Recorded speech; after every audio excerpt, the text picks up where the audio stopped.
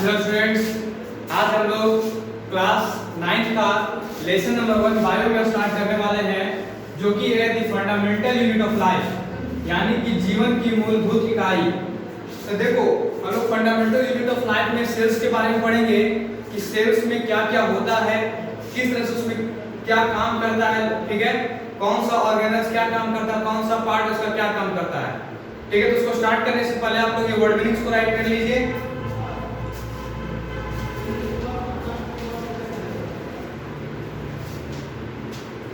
I hope कि आप लोगों ने वर्ड मीनिंग को राइट कर लिया होगा।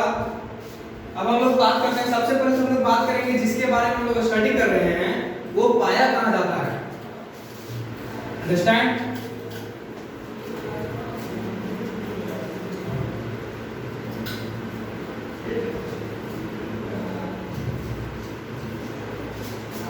जैसे कि यानी कि देखो, कोई भी हम बोले कि सेल्स के बारे में हम लोग स्टडी करेंगे, तो फंडामेंटल यूनिट ऑफ लाइफ यानी कि लिविंग थिंग्स के बारे में बात करेंगे।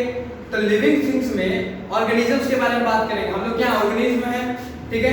तो देखो, ऑर्गेनिज्म को दो भाग में बांटा गया सेल्स के आधार पर, यानी कि कोशिका के आधार पर ऑर्गेनिज्म को दो भाग में बांटा गया।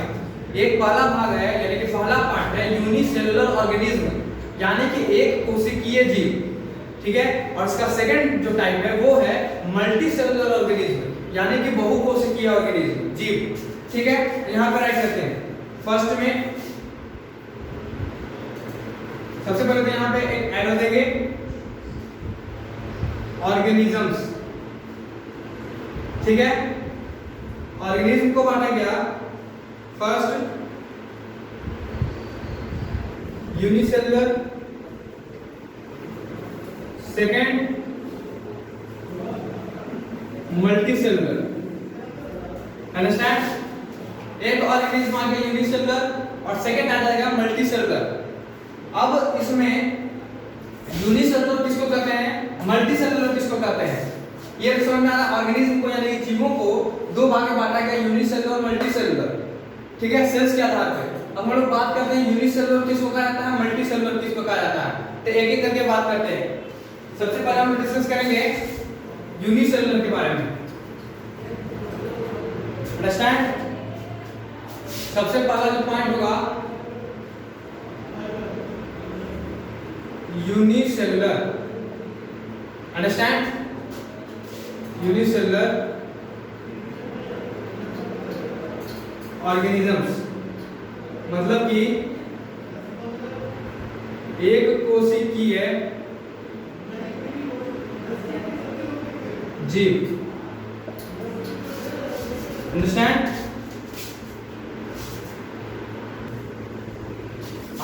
काम करते हैं यूनिसेलुलर ऑर्गेनिजम्स को। तो यूनिसेलुलर ऑर्गेनिज्म किसको कहा जाता है, दी organisms which consist of only one cell is called unicellular organisms. Example: amoeba, paramecium, etc.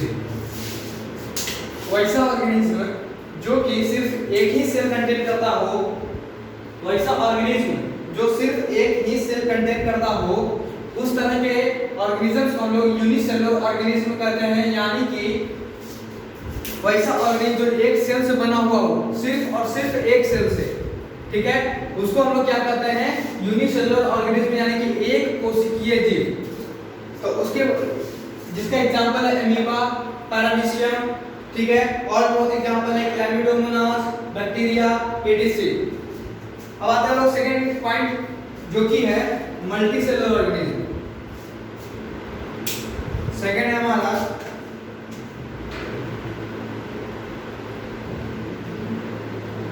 Multicellular organism, यानी कि बहुकोशिकीय जीव। तो इसमें होगा the organisms which consist of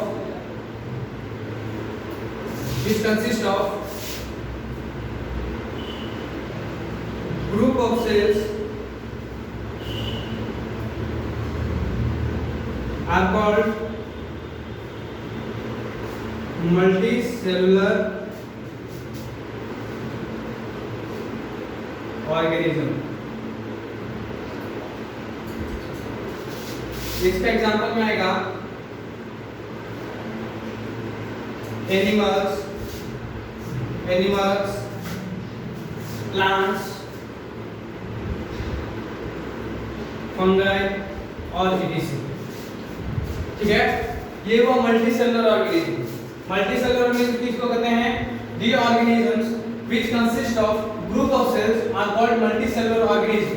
यानी कि वैसा जीव जिसमें कि सेल्स का समूह हो, कोशिका का समूह हो, उसको हम लोग मल्टीसेलुलर ऑर्गेनिज्म यानी कि बहुकोशिकीय जीव कहते हैं। अंडरस्टैंड? इसके एग्जांपल है एनिमल्स, प्लांट्स, फंगी, इटीसी। ठीक है, ये सब वो यूनिसेलुलर ऑर्गेनिज्म, मल्टीसेलुलर ऑर्गेनिज्म। तो हम लोग को पढ़ना था सेल्स के बारे में। ठीक है, तो हम लोग किस बारे में पढ़ेंगे? हम लोग पढ़ेंगे एक सेल के बारे में। ऑर्गेनिज्म के बारे में नहीं पढ़ेंगे, हम लोग एक सेल के बारे में कि इस सेल में किस तरह का स्ट्रक्चर होता है। क्योंकि लाइफ का जो फंडामेंटल यूनिट है वो है cell. The fundamental unit of life is cell. ठीक है, तो सेल के बारे में हम लोग स्टडी करेंगे कि सेल में क्या होता है। सेल में सेल ऑर्गेनल्स होते हैं, साइटोप्लाज्म होता है, लाइसोसोम्स होता है, माइटोकॉन्ड्रिया होता है, प्लाज्मा मेम्ब्रेन होता है, सेल वॉल होता है, सेंट्रल वैक्यूल होता है। ठीक है, इस तरह से न्यूक्लियस होता है, एंडोप्लाज्मिक रेटिक्यूलम होता है। इसके बारे में हम लोग स्टडी करेंगे डिटेल में। ठीक है, सबसे पहले तो आप लोग इसको नोट कर लीजिए।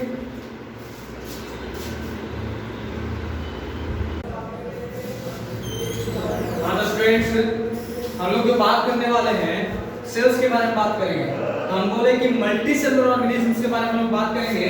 तो देखो एनिमल सेल और plant cell, this is the plant cell. Plant में इस तरह का सेल और एनिमल में इस तरह का सेल पाया जाता है। इसको आप लोग यहाँ से नहीं अपने बुक से, एनसीईआरटी बुक में जो डायग्राम दिया हुआ होगा उसको उससे बना लीजिएगा।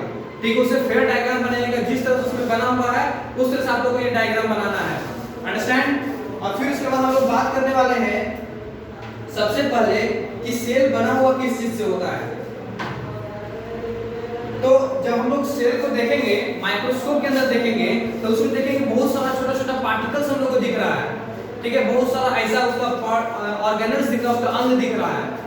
ठीक है, तो उस अंग के बारे में जैसे कि हम लोग देखे तो उसमें हम लोग को दिखाई पड़ा प्लाज्मा मेम्ब्रेन दिखाई पड़ा, उसमें हम लोग को सेंट्रियोल दिख पड़ा, उसमें माइटोकॉन्ड्रिया दिखा, लाइसोसोम्स दिखा, न्यूक्लियस दिखा, न्यूक्लियर मेम्ब्रेन दिखा, न्यूक्लियर एनवेलप दिखा। ये सब अलग-अलग उसमें पार्ट्स दिखा सेल्स का। ठीक है, सिर्फ एक सेल का बात कर रहे हैं। ठीक है, अब हम लोग उस सेल्स के अंदर में क्या-क्या चीज होता है, कैसे-कैसे वो काम करता है, उसके बारे में हम लोग स्टडी करेंगे। ठीक है, आइए हम लोग स्टार्ट करते हैं। तो आज हम लोग सबसे पहले बात करने वाले हैं प्लाज्मा मेम्ब्रेन। ठीक है, प्लाज्मा मेम्ब्रेन। तो प्लाज्मा मेम्ब्रेन क्या होता है? तो plasma membrane it is the, सबसे पहले इसका डेफिनेशन लिखते हैं। It is the outer covering of a cell which allows the movement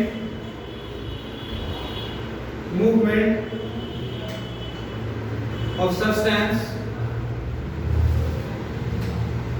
from in to out, और या फिर from inside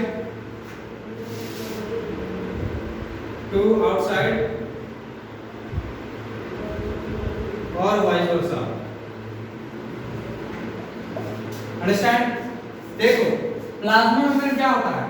अगर ये सेल है, जिस तरह से अगर ये सेल है तो इस सेल का जो आउटर कवरिंग होता है, जैसे कि हम लोग जो एनिमल यानी कि हम लोग ह्यूमंस जो हैं उसका आउटर कवरिंग में ये स्किन आता है, उसी तरह से हम लोग के अंदर में सेल्स प्रेजेंट है। ठीक है, हर एक पार्ट यहाँ पर काटे कि यहाँ पर सेल्स है, यहाँ पर मिलियंस ऑफ सेल्स, लाखों करोड़ों में सेल हमारे सेल के अंदर। ठीक है, तो उसमें से हम लोग एक सेल के बारे में स्टडी कर रहे हैं। तो उस सेल में देखा गया कि उसका जो ऊपर वाला कवरिंग होता है उसको कहते हैं प्लाज्मा मेम्ब्रेन। ठीक है, उसके ऊपरी आउटर जो कवरिंग होता है उसका सेल का, इस सेल का जो आउटर कवरिंग है उसको क्या कहते हैं प्लाज्मा मेम्ब्रेन। जिसका काम क्या होता है, उसका काम होता है कि जो सब्सटेंस है जिसके ऊपर भी सेल वॉल होता है, जिसका काम होता है कि सब्सटेंस जो यानी जो अंदर में जो सब्सटेंस है, इसको जरूरी है कि इसमें कुछ सब्सटेंस होगा जो अंदर से बाहर जाएगा, बाहर से अंदर आएगा, कुछ तो काम होगा इसका। अब काम होगा हमारा बॉडी का ही काम होगा, तो उसको ये अलाउज करता है, यानी कि बाहर से मूवमेंट अंदर आया, कोई सब्सटेंस अंदर आया, अंदर से बाहर गया, तो उसका सारा जो कंट्रोल होता है ये प्लाज्मा मेम्ब्रेन मेंटेन करता है। ठीक है, प्लाज्मा मेम्ब्रेन का वो काम होता है। फिर उसके बाद आते हैं सेकंड पार्ट पे, जो कि है हमारा सेकंड है cell wall. Cell wall in plant cell, in the addition to the plasma membrane have another rigid outer covering. In plant cell there is addition to the covering of plasma membrane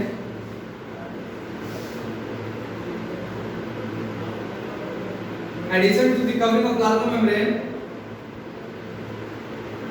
is called cell wall. Understand? ये देखो cell wall जो होता है सिर्फ और सिर्फ plant cell में हम लोग को देखने को मिलता है। सेल वॉल एक और पॉइंट लिख लो, it is composed of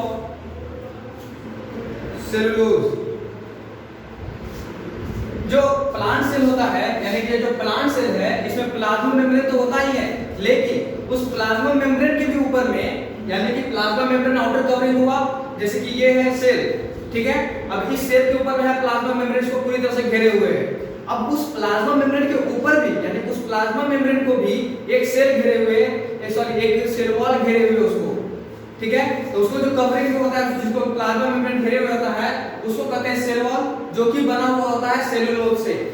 understand? ये सेलुलोज से बना हुआ होता है। फिर उसके बाद आते हैं प्लाज्मोलाइसिस। देखो इसी पे एक टर्म आता है प्लाज्मोलाइसिस। प्लाज्मोलाइसिस का मतलब क्या होता है? प्लाज्मोलाइसिस का मतलब होता है there is a loss of water from cell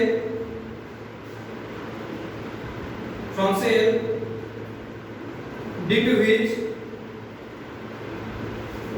cell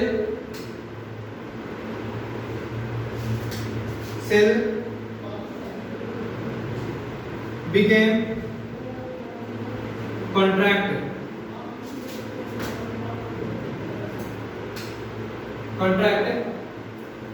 and this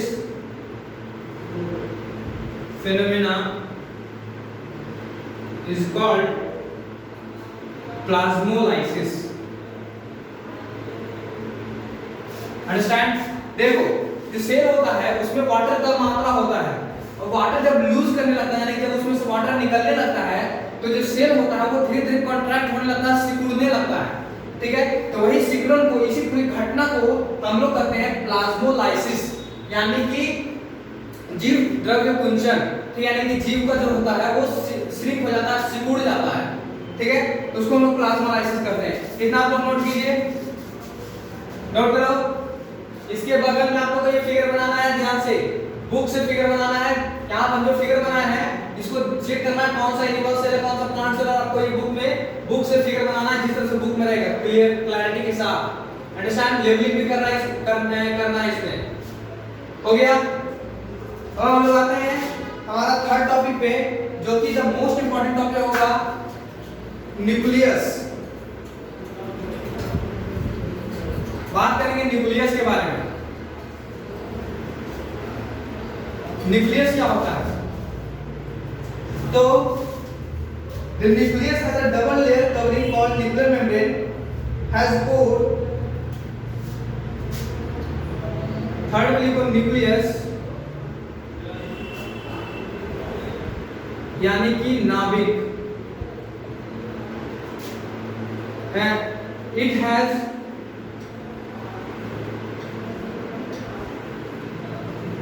double layering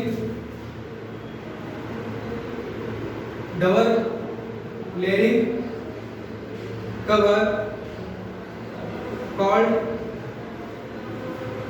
nuclear membrane. Understand? Which has cores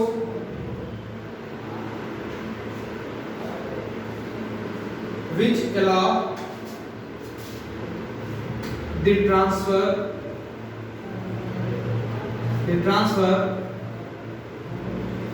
of material from inside to outside, inside to outside। देखो, जो न्यूक्लियस होता है वो उसका मिडल पार्ट, किसी भी sales का जो मिडल पार्ट होता है, उसका जो नाभिक होता है, उसको हम लोग न्यूक्लियस करते हैं। अब अगर ये न्यूक्लियस है, इस न्यूक्लियस के ऊपर में एक कवरिंग होता है, हार्ड कवरिंग होता है, जिसको कहते हैं न्यूक्लियर मेम्ब्रेन। ठीक है, उस न्यूक्लियर मेम्ब्रेन का काम होता है कि सब्सटेंस को अंदर लाना और उसको बाहर भेजना। जैसे कि प्लाज्मा मेम्ब्रेन से अंदर आया, तो प्लाज्मा मेम्ब्रेन से अंदर आने के बाद वो कहां गया? अंदर आने के बाद उसको न्यूक्लियस के पास जाना है। तो न्यूक्लियस के ऊपर जो लेयरिंग होता है, जो उसको कवर किया रहता है और उसको अलाउस करता है कि तुम अंदर और बाहर जाओ, उसको हम लोग कहते हैं क्या? उसको हम लोग कहते हैं, मतलब कि मटेरियल करता है, ट्रांसफर का मटेरियल्स करता है। और जो मिडल पार्ट होता है उसको हम लोग कहते हैं न्यूक्लियस, यानी कि नाभिक। अब आते हैं हम लोग अपना नेक्स्ट टॉपिक, जो कि है साइटोप्लाज्म। फोर्थ है साइटोप्लाज्म।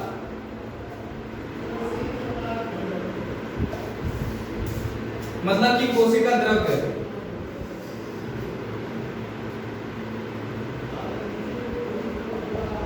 कोशिका द्रव्य इसमें हम ट्राई करेंगे cytoplasm.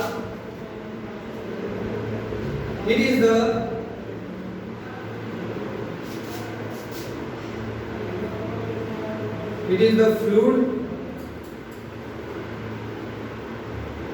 fluid containing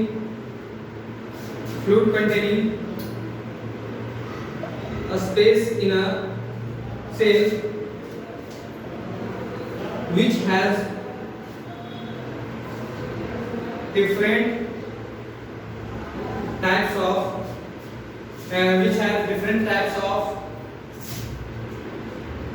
cell organelles। देखो, जिस तरह से हम लोग का बॉडी में ब्लड होता है, उसी तरह से सेल्स का बॉडी में साइटोप्लाज्म होता है। ठीक है, साइटोप्लाज्म एक फ्लूइड होता है जिसमें कि, यानी कि एक द्रव्य होता है जिसमें कि बहुत सारे सेल ऑर्गेनेल्स, सेल्स का अंग होता है, जैसे माइटोकॉन्ड्रिया, लाइसोसोम, एंडोप्लाज्मिक रेटिकुलम। ये सब कहां पर होता है? किसी भी सेल्स का साइटोप्लाज्म में ये प्रेजेंट होता है। अंडरस्टैंड? साइटोप्लाज्म एक तरह का फ्लूइड होता है, जिसमें क्या स्पेस होता है, जगह होता है। जैसे कि देखो, ये जो एरिया पूरा खाली आपको दिख रहा है, ये एरिया है इसका साइटोप्लाज्म। इसमें जो ये एरिया है इतना, उसको कहते हैं साइटोप्लाज्म। इसमें फ्लूइड भरा हुआ होता है, द्रव्य भरा होता है, लिक्विड भरा होता है, पानी की तरह, ब्लड की तरह। ठीक है, फिर उसके बाद आते हैं सेल ऑर्गेनेल्स। तो हम लोग ने बात की सेल ऑर्गेनेल्स किसको कहते हैं? इसके अंदर जो पार्टिकल्स होता है, यानी कि इसके अंदर जो एंडोप्लाज्मिक रेटिकुलम होता है। अभी देखो, सेल के हम लोग ऊपरी भाग में बात कर रहे थे। ठीक है, सेल वॉल, प्लाज्मा मेम्ब्रेन, उसका न्यूक्लियस जो कि उसका मिडल पार्ट होता है, उसके बारे में स्टडी किए। अब आया हम लोग का साइटोप्लाज्म। तो साइटोप्लाज्म भी उसके अंदर गए हैं, जिसमें कि जो फ्लूइड भरा होता है उसको साइटोप्लाज्म कहते हैं। अब उस साइटोप्लाज्म के अंदर जो पार्टिकल्स मिलेगा, जो अंग मिलेगा, उस सारे अंग को हम लोग क्या कहेंगे? सेल ऑर्गेनल्स कहेंगे। अंडरस्टैंड? साइटोप्लाज्म के अंदर जितना भी ऑर्गन्स मिलेगा, पार्टिकल्स मिलेगा, उसको हम लोग क्या कहेंगे, सेल ऑर्गेनेल्स कहेंगे। ठीक है, तो हम लोग बात करते हैं कि सेल ऑर्गेनेल्स क्या क्या होता है। सेल ऑर्गेनेल्स के बारे में बात करेंगे। तो देखो वहां पर सेल ऑर्गेनेल्स आप लोगों को दिख रहा होगा, न्यूक्लियस, राइबोसोम्स हो गया, लाइसोसोम हो गया, सेंट्रियोल हो गया, smooth endoplasmic reticulum, rough endoplasmic reticulum. ठीक है, सबसे पहले हम लोग बात करते हैं एंडोप्लाज्मिक रेटिकुलम, फोर्थ या फिफ्थ के साथ fifth endoplasmic reticulum. Endoplasmic reticulum, तो सबसे पहले हम जानेंगे कि इसको दो भाग में बांटा गया है, RER में और SER में। SER का मतलब स्मूथ एंडोप्लाज्मिक रेटिकुलम और RER का मतलब रफ एंडोप्लाज्मिक रेटिकुलम। अंडरस्टैंड?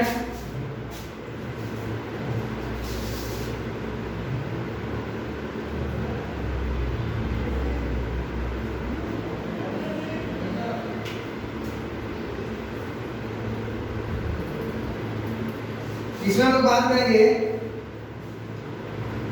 देखो आरईआर का काम क्या होता है, यानी कि रफ एंडोप्लाज्मिक रेटिकुलम का काम होता है प्रोटीन्स को बनाना और स्मूथ एंडोप्लाज्मिक रेटिकुलम का होता है फैट मॉलिक्यूल्स का बनाना।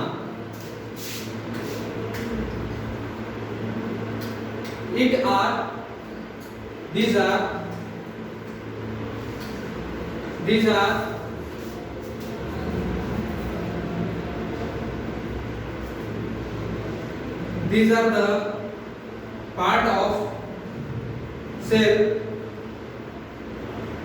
which is used in manufacture of protein. ठीक है, it has ribosomes, so we called it RER यानी कि रफ एंडोप्लाज्मिक रेटिकुलम। इसमें बात करेंगे, these are responsible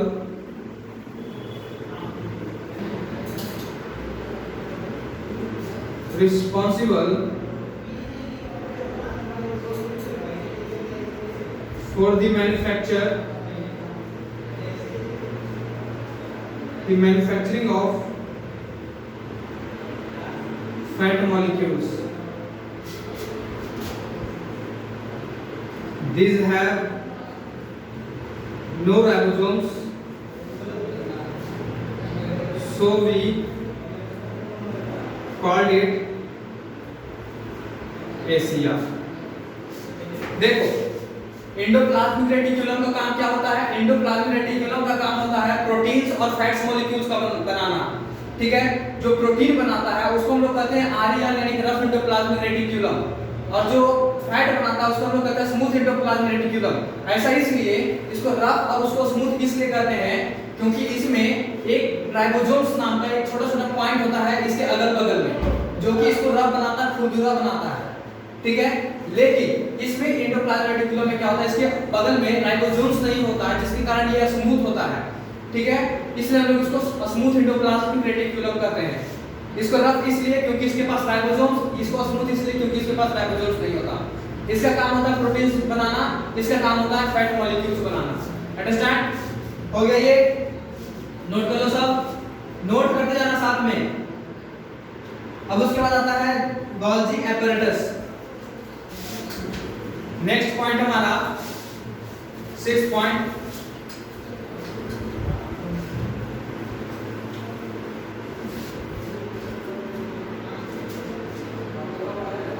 है Golgi apparatus.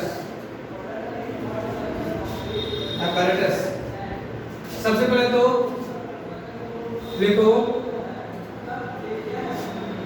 Discovered by Camillo Golgi. ठीक है, इसमें ऐड करेंगे it consists of a membrane bond vesicles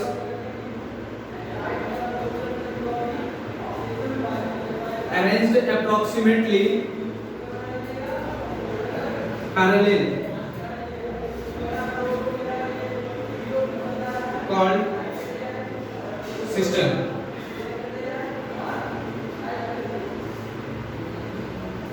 its function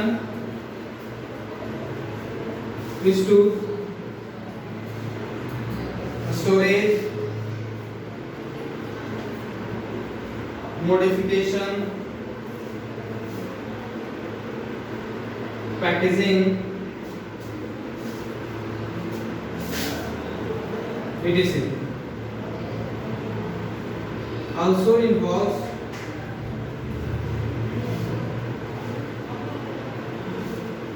information of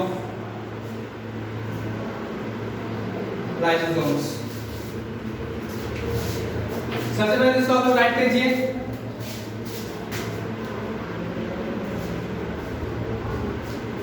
हाँ, तो गोल्जी एपरेटस में जो देखो, इसको सबसे पहले तो हम बात करें, कैमिलो गोल्जी द्वारा इसको ढूंढा गया था। ठीक है, इसमें जो मेम्ब्रेन होता है, यानी कि मेम्ब्रेन होता है वो मुड़ा हुआ होता है। ठीक, मेम्ब्रेन इस तरह से बेंड होता है, मेम्ब्रेन होता है इस तरह से बेंड होता है, और जो मेम्ब्रेन्स होते हैं वो लगभग एक दूसरे के पैरेलल में सजाए हुए होते हैं, इस तरह से अरेंज होते हैं। ठीक है, इसको हम लोग यानी कि टोटल बॉडी को हम लोग गोल्जी बॉडी करते हैं, और ठीक है, और एक पार्ट को सिस्टम कहा जाता है। अंडरस्टैंड, इस एक पार्ट को सिस्टम कहते हैं, पूरा बॉडी को गोल्जी बॉडी कहते हैं। इसका काम क्या होता है? इसका काम होता है स्टोरेज करना, यानी कि जो किसी भी चीज का, यानी कि अगर किसी चीज का आपको जरूरत है उसको स्टोर करता है, उसको मॉडिफाई करता है, पैकेजिंग करता है उसका। ठीक है, ये इसका काम होता है। यानी कि किसी प्रोडक्ट का, अगर कोई प्रोडक्ट उसके पास आया, उसका काम हुआ, यानी कि उसको स्टोर करके रखो, तो ये गोल्जी बॉडी करेगा। उसको मॉडिफाई करो, किसी चीज में मॉडिफाई करो तो उसको गोल्जी बॉडी करेगा। उसको पैक करो, गोल्जी बॉडी करेगा। ठीक है, ये होता है गोल्जी बॉडी का काम। इसका एक काम और होता है, ये लाइसोसोम्स को बनाने में भी इंपॉर्टेंट रोल प्ले करता है, लाइसोसोम्स को बनाने में। ठीक है, तब बात आया किसका? लाइसोसोम्स का। तब हम लोग लाइसोसोम्स का बात कर लेते हैं।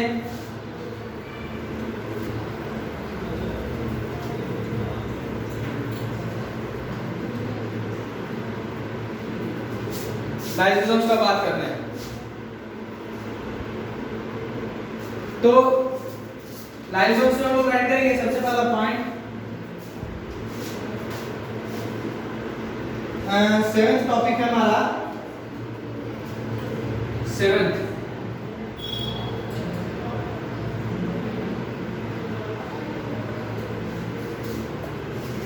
lysosomes are a kind of, या फिर it is a kind of waste disposal system which contains approx 40 hydrolytic enzymes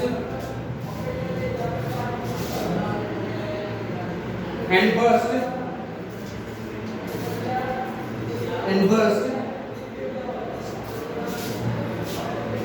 to digest worn out cells,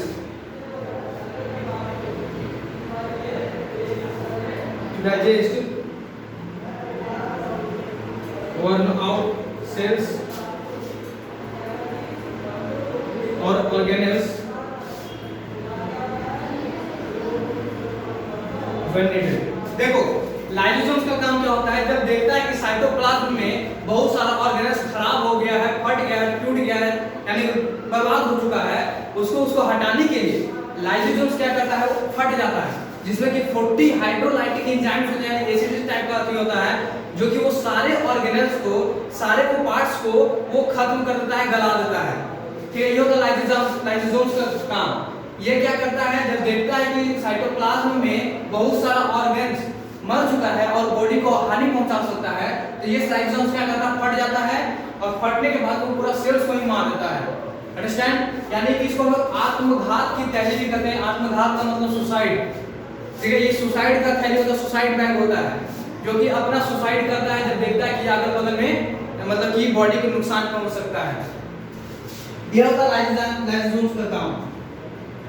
अब उसके बाद आते हैं माइटोकॉन्ड्रिया। एक और पॉइंट लिख लो, also known as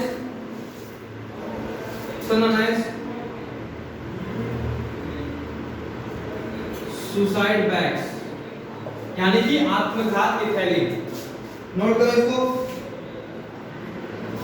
अब आते हैं mitochondria.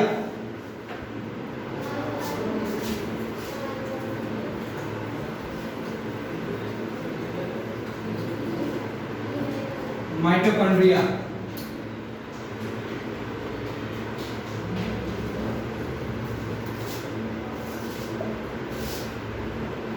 it is the powerhouse of the cell which provides power to the cell to perform functions। Mitochondria का काम क्या होता है? माइटोकॉन्ड्रिया का काम यह होता है कि ये जो सेल्स होते हैं उसको ये पावर देता है ताकि वो अपना फंक्शंस को, कार्य को कर सके। ठीक है, ये होता है माइटोकॉन्ड्रिया का काम। What is the work of mitochondria? It is the power house of the cell, ठीक है, which provides power to cell to perform functions. ये सेल को पावर देता है, शक्ति देता है ताकि वो अपना फंक्शंस को, कार्य को कर सके, जो उसका काम है। अब आते हैं प्लास्टिड्स।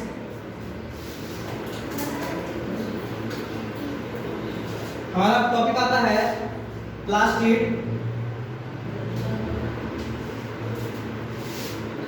9th है plastid, only present in plant cell. देखो, प्लास्टिड जो होता है सिर्फ और सिर्फ प्लांट सेल्स में पाया जाता है। ठीक है, इसका दो पार्ट होता है, यानी दो प्रकार होता है। एक होता है क्रोमोप्लास्ट,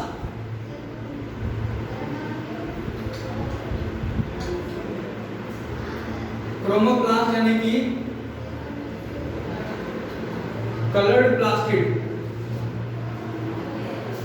और एक होता है ल्यूकोप्लास्ट यानी कि व्हाइट या कलरलेस प्लास्टिक।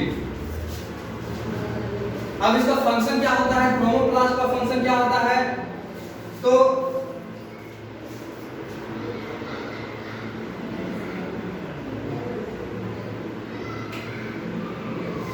इसमें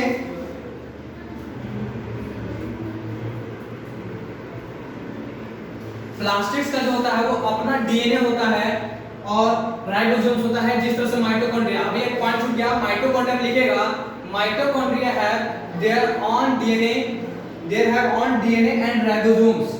ठीक है, और प्लास्टिड में लिखेंगे both have their own DNA and ribosomes. यानी कि क्रोमोप्लास्ट और ल्यूकोप्लास्ट दोनों के पास अपना डीएनए होता है और राइबोसोम्स होता है। ठीक है,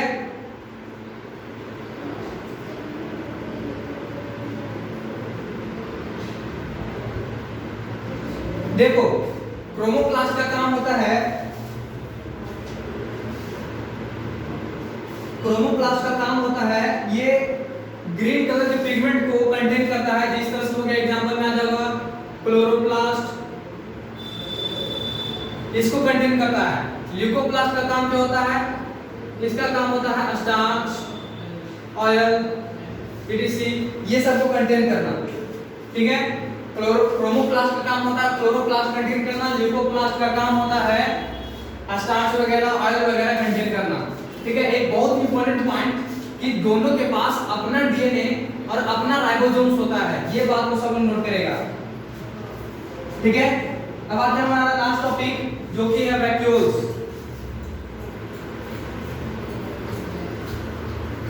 लास्ट टॉपिक है हमारा vacuoles. 10th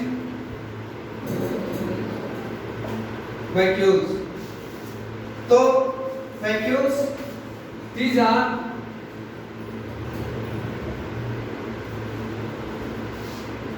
a storage sac for solid or liquid content.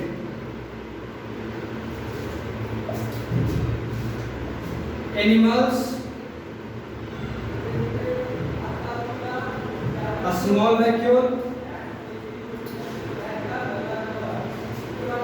plants,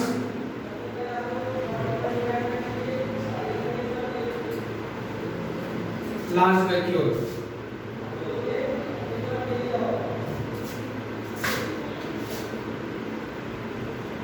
They store amino acids, sugar, organic acid and protein. Vacuoles जो होता है वो स्टोरेज सैक यानी कि भंडार का थैली होता है, यानी कि वो कंटेन करता है सामान को, सॉलिड या फिर लिक्विड कंटेंट को रखता है। एनिमल में ये छोटा होता है, प्लांट में बड़ा होता है। ये amino acids, sugar, organic acid और प्रोटीन्स वगैरह कंटेन करता है, ठीक है। तो इसके साथ आप लोग का जो चैप्टर था फंडामेंटल यूनिट ऑफ लाइफ ये समाप्त होता है और आप लोग पढ़ाई करते रहें। All the best.